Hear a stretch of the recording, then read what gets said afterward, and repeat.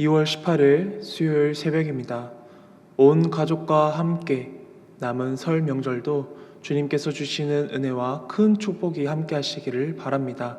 함께 찬송가 135장을 부르시며 주님의 말씀의 자리로 나아가도록 하겠습니다.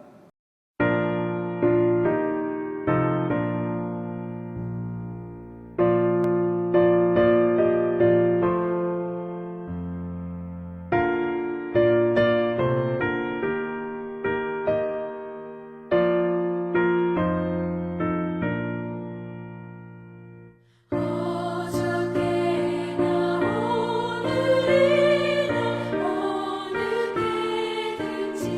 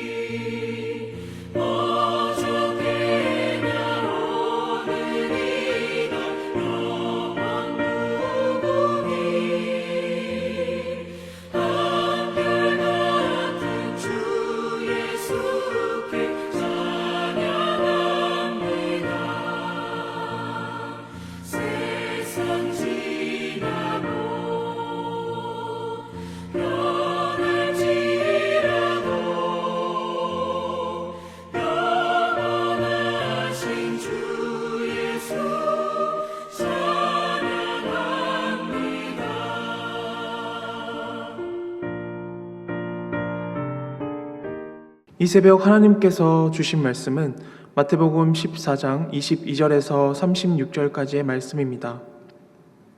예수께서 즉시 제자들을 재촉하사 자기가 무리를 보내는 동안에 배를 타고 앞서 건너편으로 가게 하시고 무리를 보내신 후에 기도하러 따로 산에 올라가시니라. 저물매 거기 혼자 계시더니 배가 이미 육지에서 술이나 떠나서 바람이 거스름으로 물결로 말미암아 고난을 당하더라.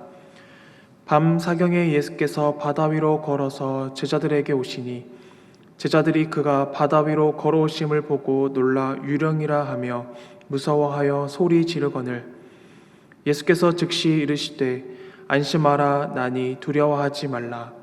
베드로가 대답하여 이르되 주여 만일 주님이시거든 나를 명하사 물 위로 오라 하소서 하니 오라 하시니 베드로가 배에서 내려 물 위로 걸어서 예수께로 가되 바람을 보고 무서워 빠져가는지라 소리 질러 이르되 주여 나를 구원하소서 하니 예수께서 즉시 손을 내밀어 그를 붙잡으시며 이르시되 믿음이 작은 자여 왜 의심하였느냐 하시고 배에 함께 오름에 바람이 그치는지라.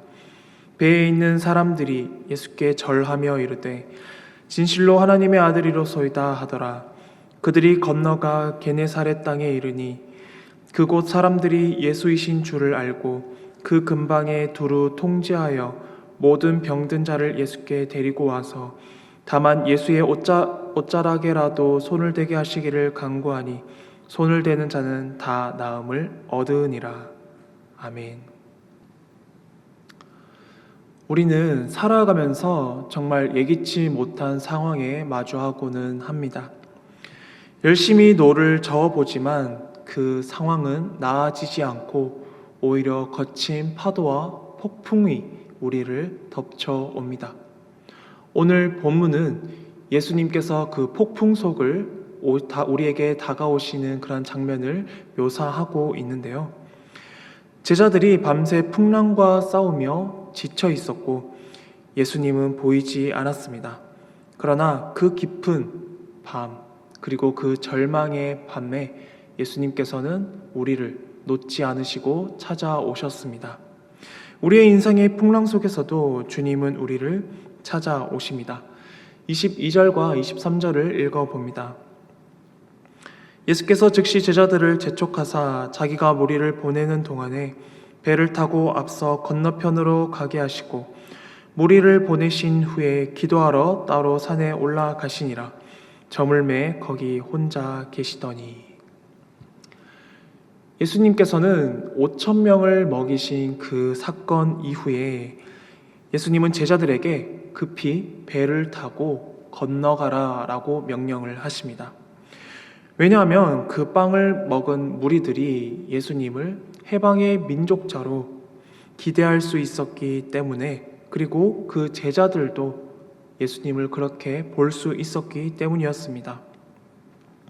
예수님께서는 고난의 메시아로 오셨기에 당신은 그 기적의 현장에서 철수하고 그 무리와 제자들을 흩어버리셨습니다.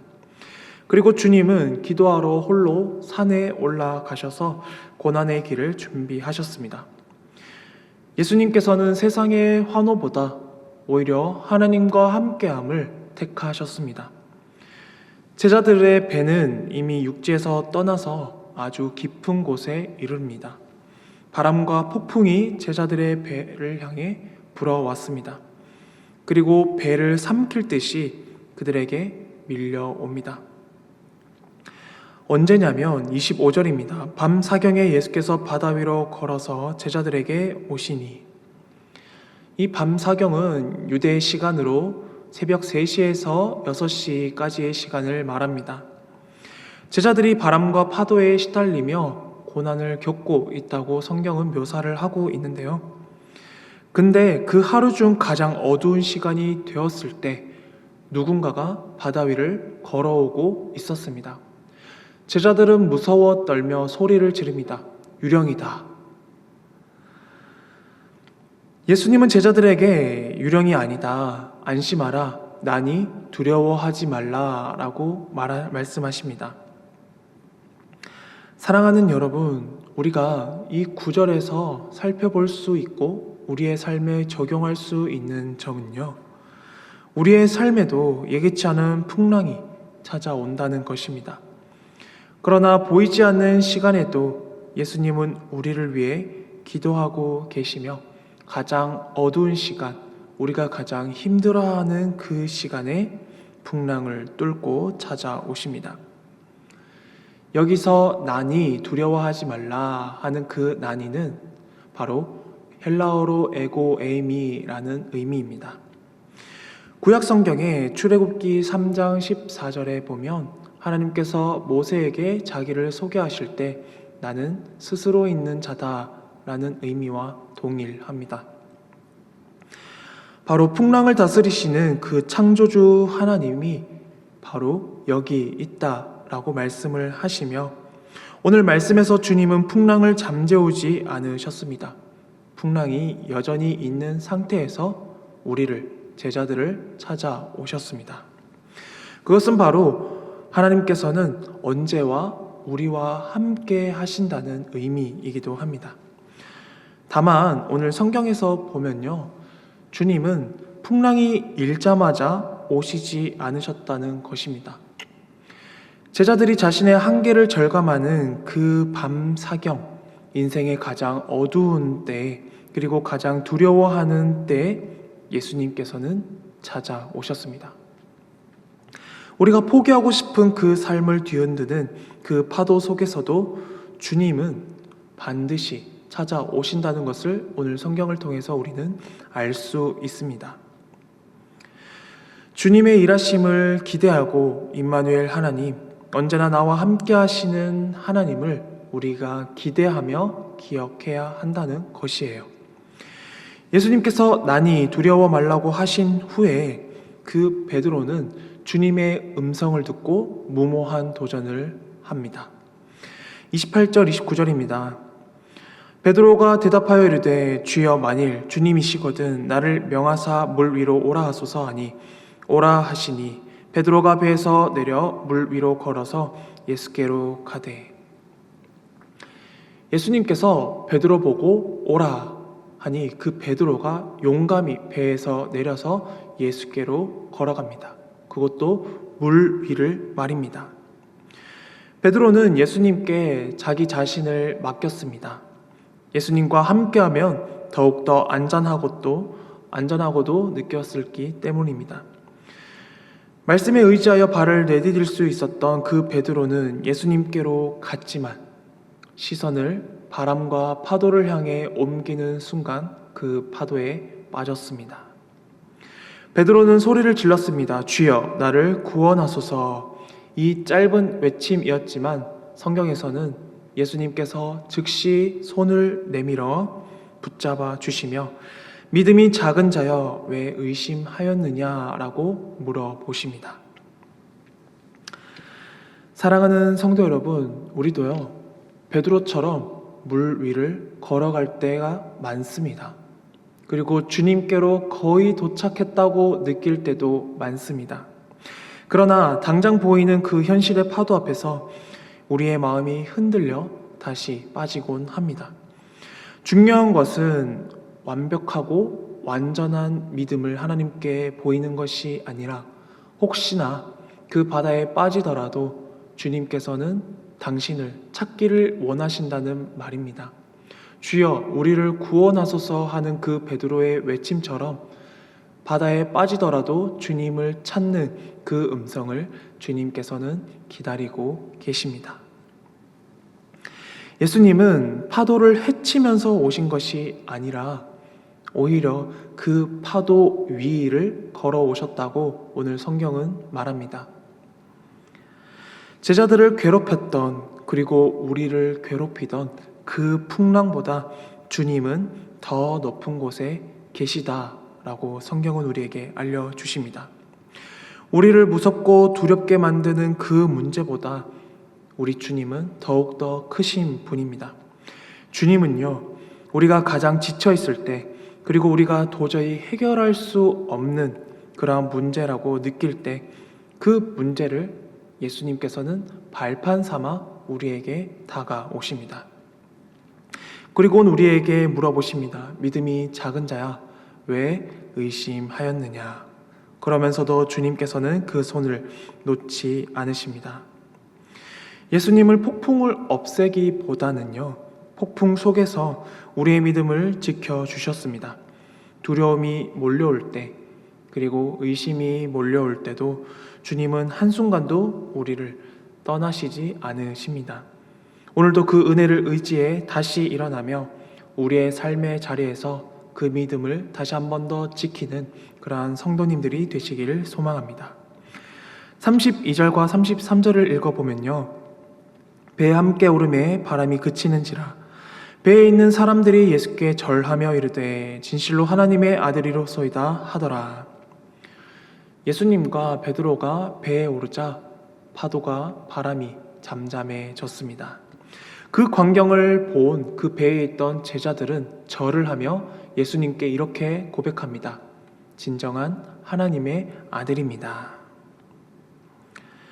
베드로를 물 밖에서만 도와주신 것이 아니라 그 제자들이 있는 곳으로 하나님께서, 예수님께서 직접 당신의 현장에 들어오셨습니다. 그 즉시 바람이 멈췄습니다.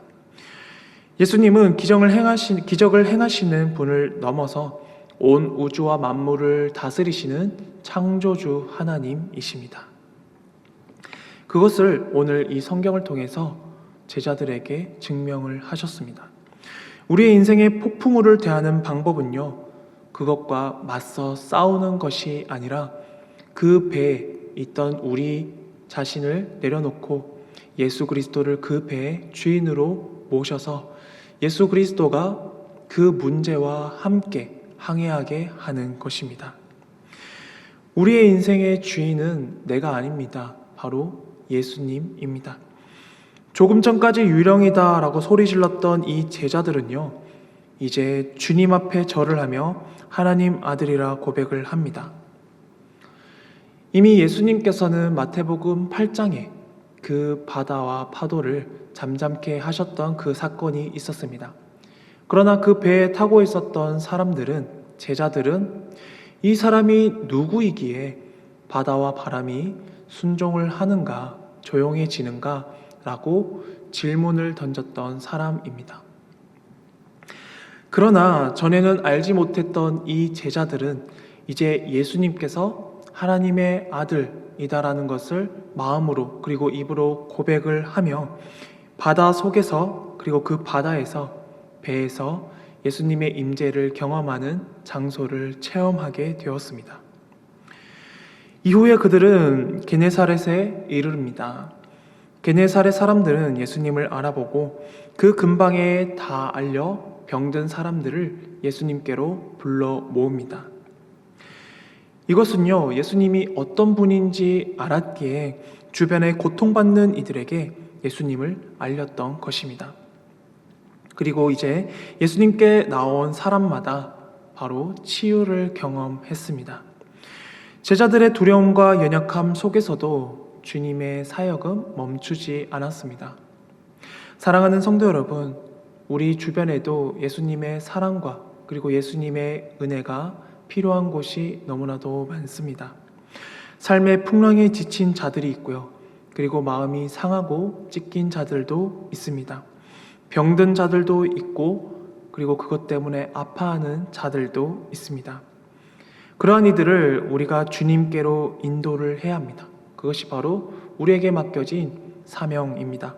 또한 풍랑을 이기고 목적지에 도착한 후에는 주님을 세상에 알리는 것 또한 우리의 사명입니다. 나를 구원하신 주님을 세상이 알게 하는 복음의 통로가 되는 것이 풍랑을 통과한 자의 삶의 실천 그리고 삶의 태도입니다. 사랑하는 여러분, 지금 어떤 풍랑 속에 계십니까? 주님이 멀리 느껴지는 밤을 혹여 지나고 계십니까? 홀로 그 시간을 견딘다고 느껴질 때도 주님은 여전히 우리를 위해 기도하시며 폭풍 속으로 다가오고 계심을 기억하시길 바랍니다. 눈을 들어 우리와 늘 함께 하시는 임마누엘 하나님께서 우리와 함께 하시며 그리고 우리가 늘 하나님의 그 말씀을 의지하는 성도가 되기를 원합니다. 우리의 믿음이 작아 보일지라도 주님은 그 작은 반응을 기뻐하시며 다시 한 번 더 주여 우리를 구원하소서 하는 고백의 사람을 찾고 계십니다. 그러한 우리의 삶이 주님과 함께 걸어가는 믿음의 자리가 되길 소망하며 오늘 하루도 우리의 믿음과 그리고 우리가 하나님께 고백하는 그 작은 믿음을 하나님께 고백하며 나아가는 귀한 시간 되시길 소망합니다. 사랑의 주님, 우리의 인생길에서 풍랑과 파도가 덮쳐올 때 폭풍 속의 주를 보게 하소서. 늘 우리와 함께 하시는 임마누엘 하나님을 신뢰하며 파도 속에 떨어진다 하더라도 그리고 작은 믿음이라 할지라도 주님을 찾는 믿음이 되게 하소서. 그리하여 더 큰 믿음으로 성장하여 주님의 기쁨이 될 수 있는 믿음의 그리스도인들이 되게 하여 주시옵소서. 특별히 가족, 친지들과 함께하는 명절 가운데 풍성한 은혜와 큰 축복이 함께하도록 붙잡아 주시고 시간마다 우리를 붙드시는 하나님을 발견하는 시간 되게 하소서. 우리와 늘 함께하시는 예수님 이름으로 기도드립니다. 아멘. 하늘에 계신 우리 아버지, 아버지의 이름을 거룩하게 하시며 아버지의 나라가 오게 하시며 아버지의 뜻이 하늘에서와 같이 땅에서도 이루어지게 하소서. 오늘 우리에게 일용할 양식을 주시고 우리가 우리에게 잘못한 사람을 용서하여 준 것 같이 우리 죄를 용서하여 주시고 우리를 시험에 빠지지 않게 하시고 악에서 구하소서. 나라와 권능과 영광이 영원히 아버지의 것입니다. 아멘.